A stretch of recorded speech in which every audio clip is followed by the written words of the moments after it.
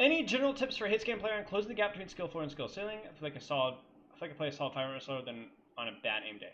Okay, so big thing is ignore is make everything that you do consistent. So think of it this way: do you think professional football or soccer or basketball or any players, do you think that they like stay up to like 3 o'clock in the morning some nights, and then sometimes they go to bed early, and then some days they eat this, and some days they eat that? No, everything is the same. They have splurge days, I'm sure, but they're training when they're training, they're very consistent with their sleep, eating, general routine. So like school, workout, fitness, cleaning the house, whatever. And then really, really important as well, your training. So your warm up, the amount of rank that you do, this kind of stuff. Do not be the guy that plays 75 hours of ranked on weekends and then doesn't play any during the week. It's gonna like really gimp your improvement ability. So for you to be a more consistent player, you need to be a more consistent person. It's that simple.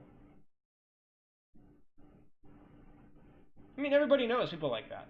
I mean, heck, that's me half the time. You know, I play a couple hours on the weekends. Like I played a bunch last night. I'll play a little bit maybe today, but I'm probably not gonna play much during the week. And I'm doing it casually because I don't really play Overwatch competitively and haven't for a long time anymore. But if you're gonna actually take it seriously, if you want to get better, that you can't do that. You can't. I don't care if you're a pro or not. If you want to really get better, that you can't do that. So consistency with your sleeping, with your eating, with your routine, and then your training. Be a more consistent person. Be a more consistent player. How do you counter an Ashe that's pocketed by Mercy? Really, really hard to. Like, best way to counter it is with, you can play Genji and check her, because even an Ashe pocketed by Mercy has to respect you. And what that Genji does is you don't have to kill her, but you make sure that if she gets like really greedy, the Genji will punish her or scare her off. It's like what you saw with what the Doomfist player that we were coaching was doing to the Ashe on the high ground at first. Remember when he went the hard flank, slammed in, uppercutted or whatever, and shot her? Did he kill her? No. But what did the Ashe do? She backed off, and then she took more conservative positioning. Aggressive positioning is what kills people. It will kill you, or it will kill the person taking the aggressive positioning. And if you as a Genji threaten that position and make them back off a little bit, the amount of damage that your team takes from that pocketed Ashe drops. An Ashe that's standing closer to her tanks is doing a lot less damage than she would standing way off in an off angle. So Genji deals with that well. You know, an Ashe of your own deals with that well. So again, you're not going to win those duels, but she has to respect you. She can't off-angle hard. A Widow does that well. A Diva does that well. Anything that can reach Ashe and threaten her, be like, hey, listen, I can shoot you if you get too greedy, or I'm going to dash you and threaten you if you get too greedy, is good. But there's nothing that hard counters that. Oh, Jason, thanks for the fall. Like, you're talking about 2 heroes and you're trying to counter them with 1 hero. That's never going to work. If you simply make her play more conservative and that's it, then if the Mercy doesn't get a lot of value out of pocketing the Ashe, then she should not be playing Mercy, right? So if you force the Ashe to play more conservatively and doesn't get as much value, then you're basically trading 1 for 2 without even trying. And that's a good trade. That's like if you're playing Genji and you make the Ashe play really conservatively and she still gets pocketed, then the Ashe and Mercy aren't doing a really good job, are they? How do I play into a Genji Mercy combo? Play Brig. And just, yeah, that's hard too. I don't know. Any hero that's being hard pocketed, it's really hard to hard counter it. Pharmacy, Genji Mercy, Ashe Mercy. All you do is you check it. You know, you play the McCree to keep the Pharmacy from going super aggro, and you play normally. Because if that Pharmacy doesn't get kills, it doesn't pop off, then she's wasting her time because she's literally getting a full hard pocket. You guys know how when you get, you know, a Mercy beam on you and you feel like pressure to do something? And that's imagine that 24/7. If they don't do anything, then they're wasting their time.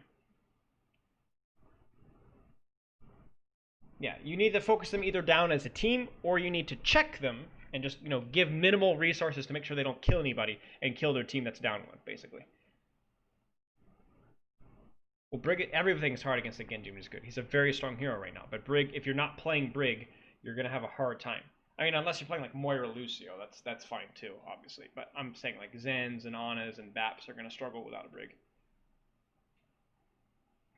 Default, as I work on Sigma and Diamond, during if I'm getting off-angle value and landing meaningful. If I find myself building ults fast while pressuring during enemy's perspective, but I wonder if I should be helping my team more. Okay, we talked about this with the Zarya VOD, with the VOD we just talked about. If you're on an off angle and you're pressuring the enemy team a lot, and they're focusing and they're shooting at you, you're already helping your team. You're helping your team more than you would be if you're standing behind your team. There's exceptions to that rule. Maybe there's a blizzard that you need to eat or a pulse bomb that you need to eat for your backline so you position a little closer, but that's very rare circumstances. If you're putting on a lot of pressure from a slight off angle and they're shooting you or you're just murdering people, then that's good enough. Anybody that takes the time to shoot at an off angle Sigma is not shooting at your team. Any time that you hit the Ana, or you force Zarya bubbles, or force nade, or force matrix, those are cooldowns are not being used at your team. So don't feel like if you're off angling and getting a lot of pressure and drawing enemy resources, and your team is struggling, then either you are not doing as well as you think you are, or your team isn't struggling as much as you think they are. Because you're doing the right thing. You're just either not doing it well enough or you're getting a bad read on things. You need to go back and look at the VODs. Pushing 2 CP or pushing through a choke. Yeah, pushing through a choke, it's okay to be, with your team at the start and then maybe split a little bit later.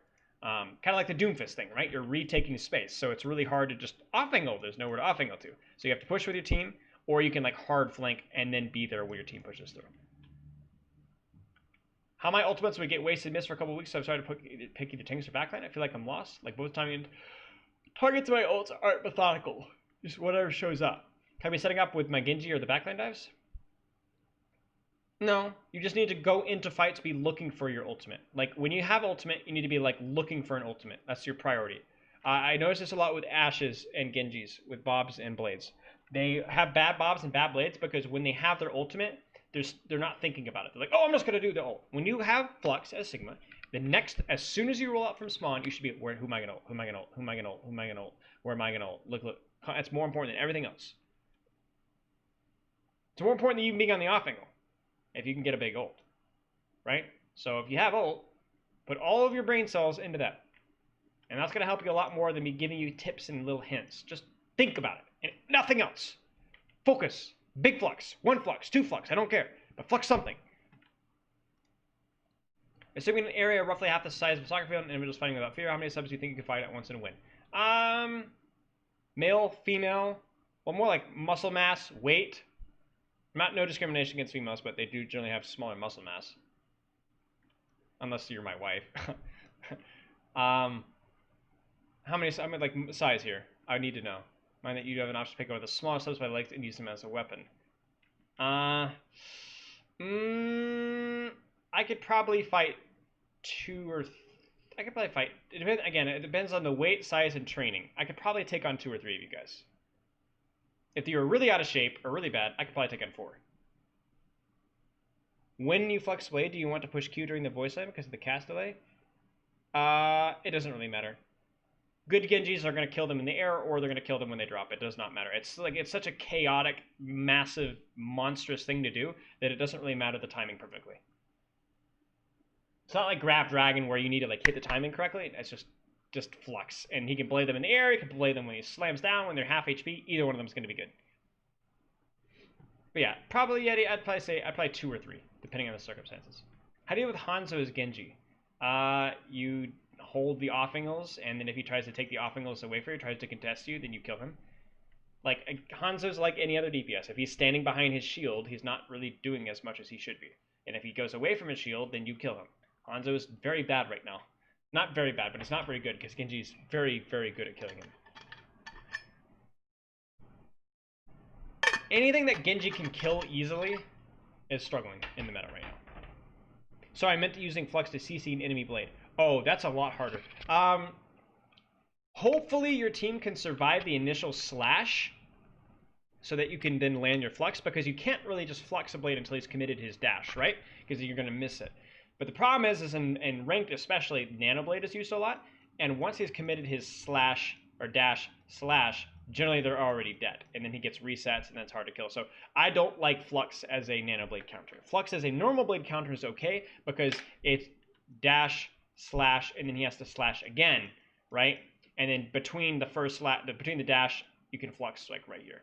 But I do not like flux as an nano blade counter. I like flux as a normal blade counter, but I do not like flux as a nano blade counter. It's too scary. It's too inconsistent. Does that make sense? The sword? Yeah. I don't need a sword. I mean, how to deal with Genji as Hanzo? Oh, Sonic Bow. Any flanks and angles so that you can anticipate him coming. Try and body shot him on entry, and then pop Stormbow to try and force deflect. Once you force deflect, you need to be lunging back to your team, so don't stay there. Once Genji comes after you, you need to be shooting and backing up towards your team, asking for support. And then once you force his cooldowns, maybe get a body shot at him, you can then retake the space. Because your Genji, once he doesn't have the dash or deflect, is kind of not in a great spot. And meanwhile, you still have your arrows, you still have your wall climb, you still gonna have your lunge in 2 seconds anyway. So it's like you Sonic for information, you anticipate him dashing you. You see him come after you, you back up, start shooting him, then you force his cooldowns, and then you just go back and take the space again.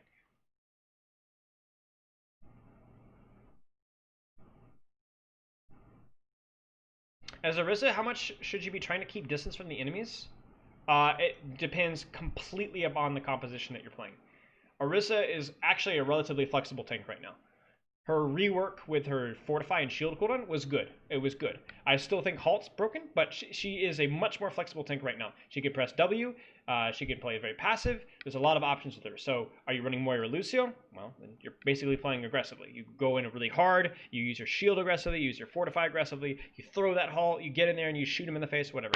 Are you playing with like a Bapsin, with a Hanzo? Completely different playstyle. So I look at the rest of your team.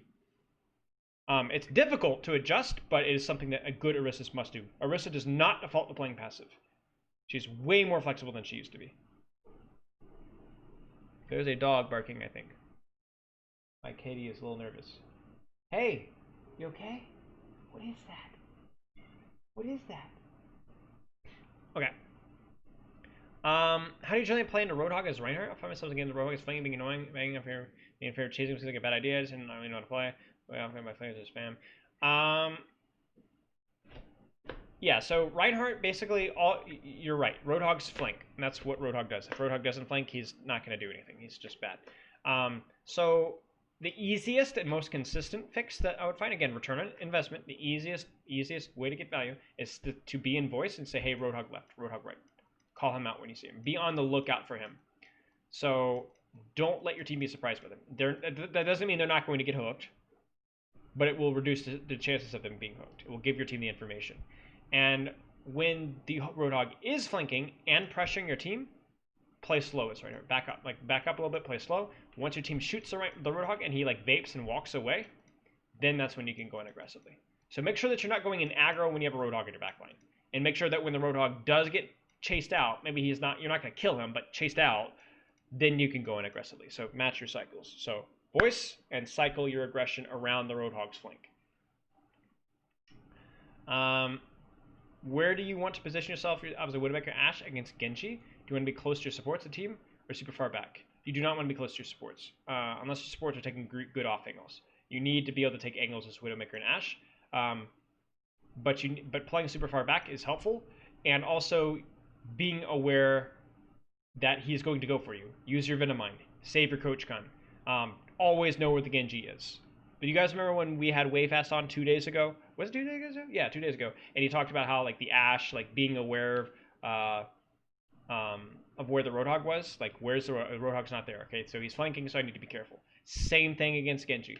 If you know where the Genji is, you've just reduced his threat by like 30-40%. Not just his threat, but his actual ability to kill you is significantly reduced. Genjis one-shot you when you forget that they're there. The same as Tracers with Zen and Sombras versus Zen. When you forget that they're there, they kill you.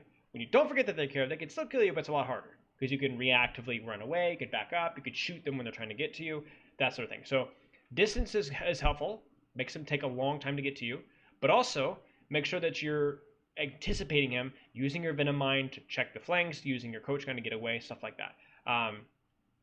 Similar to what I said about the Roadhog earlier. Does it depend on what tank line it does, but I think that's more like specific. This is like a very, very, very important. No matter what the enemy team is running, no matter what your team is running, this is helpful. And you'll want to play a little bit more conservative, maybe, but it's generally better to continue up the aggression, but just smarter aggression than it is to just play like a sissy. You know. You play a pretty aggressive risk playstyle generally. Right? Well, that's good when it's good, but it's also bad when it's bad, if you know what I'm saying. So you need to be more responsive to what your team is doing. Don't say, this is just how I play the hero, right? That's never good for any hero that you're playing. At least, like, there's certain teams play very aggressively, but that's because your team is playing aggressively as a unit, right? If you're just, I play this way, even though my team doesn't pick heroes that match it, then you're going to have a bad time. If you could pick one for the head defense of your life, what would it be? Ah, man. If I didn't have to eat a lot of it, that would make it a little bit easier on me. Probably rice. Brown rice or white rice or whatever. With like a little bit of butter, salt, and pepper. Not a ton of it, but I've eaten that like 4 or 5 times a week for years. Like even into being a teenager, and I still like it. I don't like, I mean, Spanish rice and stuff like that is really good too, but just plain old brown or white rice with butter, salt, and pepper. It's really good. It's not like my favorite food in the world, but it's something that I've not gotten tired of. So, Dallas has been playing Sigma as an off tank and dive comps. Hey, spend the money from. Shut up. Thank you though. Thank you for the sub. I appreciate it. Spilo, a big moth just came in my room, so I stopped it with a towel and punched it to death. That's actually terrible. Moths are nice.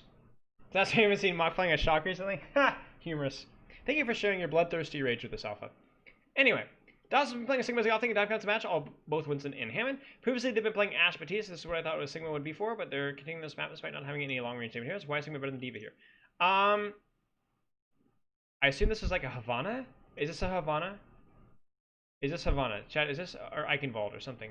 So, like, the reason that Sigma is being used sometimes with dive comps is, well, I don't know. You tell me, chat. You guys turn on your brain. You tell me. I think this is Eichenwald. Why is Sigma being run here and not D.Va? Hey, money.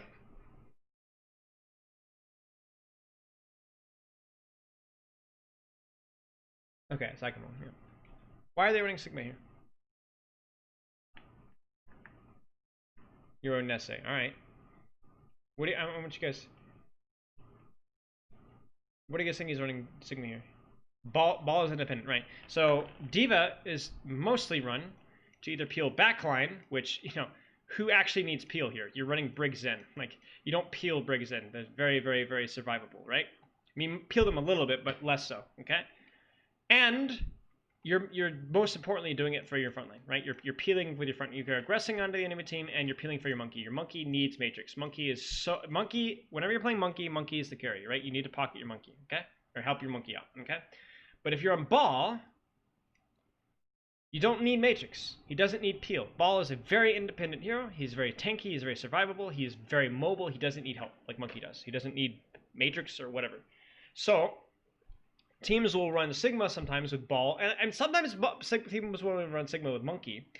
But they're playing the Monkey. They're playing the composition in a more spammy style, and the Sigma allows them to like hold space more consistently than D.Va. So think of it this way. Can you think of Busan Sanctuary, right? Busan Sanctuary, which is like the drum map, right? There's not a lot of high ground. It's just big open spaces.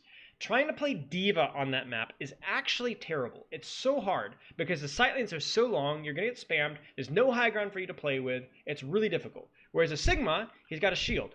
Your Zen stands behind shield, and he shoots with that shield, right? Now, Sigma can't peel your backline as much as D.Va can, but we talked about this.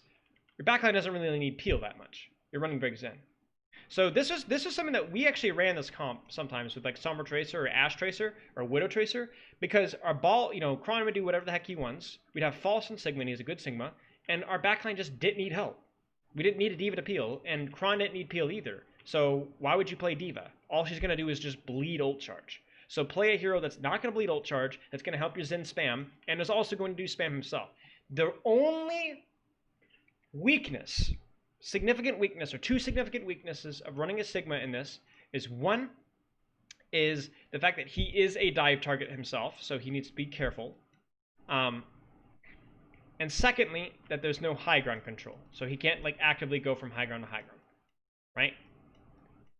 So you play him on maps where you can keep him alive, he can protect himself from sightlines, and high ground's not as relevant. So like rolling out on Ball Sigma on Busan Mecha Base is popular, but it's a little bit harder than it is on Sanctuary because the high ground's more of a thing there. Sigma is better at shutting down long range obstacles. Right. So again, you might play Sigma is going to be probably better against a Widow than a D.Va would be, at least on certain maps. Now, I am a little bit. I don't think the Sigma's great on Eichenwald. Maybe he's okay on Eichenwald first because it's relatively flat, but I'm like Eichenwald second, Sigma's going to have a hard time, right? Because of the high ground and how it's like more close quarters, at least for parts of it. But then again, on Eichenwald third, he's going to be pretty strong because there's not a lot of high ground, and there's just spam angles, and D.Va's just going to get farmed up here. So think of D.Va's is going to enable your monkey more. Sigma is just going to, he doesn't need to help anybody. So why would you play D.Va? If Ball doesn't need help, your Zenbrig don't need help, your Genji Tracer don't need help, play for yourself. And if you're going to play for yourself, you're going to play the greediest off tank that you can play. The one that's going to put up the most consistent pressure, and that is Sigma. So in this composition right now, they're going to play around ball pressure windows and just sheer spam. If hydration messes up, he dies, right? If note messes up, he dies. But if neither team does anything and they just AFK, this comp's going to win because Sigma's going to outspam.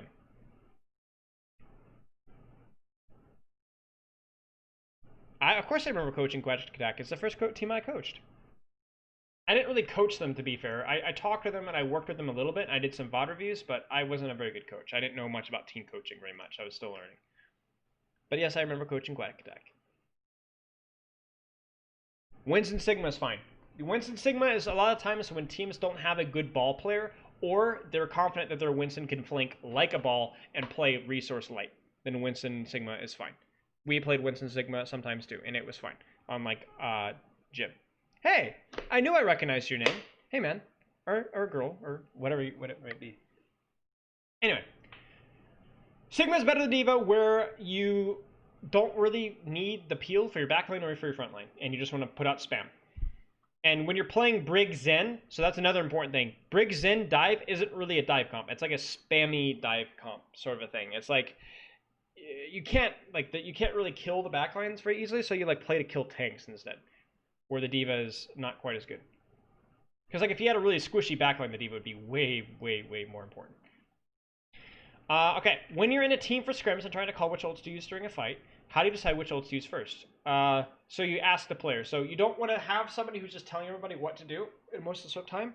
Instead, you want to let the players decide that have the ults. So if they're like, let your Genji decide when he wants to blade. Let your Ana decide when she wants to nail. Let your Zarya decide when to grab. So a lot of times when it comes to planning stage, there's not like, okay, there's a specific set of ults that we use first, and then a specific set of ults we use second. You look at the circumstances, you look at what the enemy team has, and you look at the position on the map, where you want to take the fight, and then you use the ultimates that benefit the map. So for example, if you're playing Junkertown first, and you're recontesting, saying, guys, we're going to recontest with the Flux would be awkward, right? Their Widowmaker might just blow your head off as you walk out the door. But a recontest with a Nanoblade, with a really aggressive dive with a Nanoblade, might be better. So that's something that your Genji would have to follow.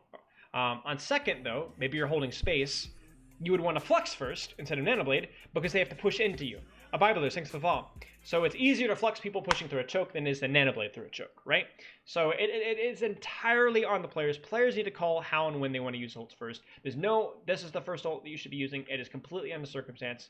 Yeah, if you have all 6 ults, just what ult combo or chain of ultimates, this ult, this ult will be best for the circumstance. Winston plays for jump escapes rather than jump engages in that comp? Yes. Winston plays to use his jump to control different flanks in the map, and then pressure tanks without using his cooldowns again. Is there need for aim training programs? I think aim training programs, since like Kovacs and even like SATA lobbies have started coming in, have significantly improved in value. I was really heavily influenced by IOStux, who really hated aim training stuff. But now that aim trainers have actually come to represent the games that you're going to be playing them, so it feels like you're in a video game and not just like clicking random dots on a screen, then I think aim trainers are definitely worth using. Yes, situational based. Like you should be giving your teammates and players freedom to decide when they want to use the ults. But they should also have the initiative to actually call. If you've got a team that they just don't call what ults or how they want to use it, then that needs to be addressed. Like they need to have the freedom to do what they want, but they need to do it, right? Yeah, I don't like aim hero. Yeah, I'm not a fan of aim hero. I tried aim hero and it felt like I toyed around with it and I tested it years ago and I felt like it helped my McCree aim a little bit, but I'm not a huge fan of it. Yeah, like I said, the SATA lobbies, stuff like that. The workshop modes, that's better. How should I play into pharmacy as a widow? When I try to scope it to shoot, I get hit in the face with yeah, your positioning is a problem. If you're having this hard of a time, it's your positioning. Like pharmacy actually destroys widow in close encounters. It is so hard to deal with a pharmacy with widow. So you need to either like play further away or like angled off to the side to where she's like, oh, I'm spamming this choke here, and then you're like over here and you shoot her, right? But you do need to find a way to create separation. And if you can't do that in the map, that's why you play things like Free and Ash and stuff like that, because it's easier in those proximities to get those heroes. Widow, she really struggles when it's close up. McCree, Ash, not so much. Mike, rip Mike. Do we hear? He's panicking. Okay, we're good. Aim Lab, I don't know enough about Aim Lab. I don't know enough about aim training in general. I'm just giving my general impression of it.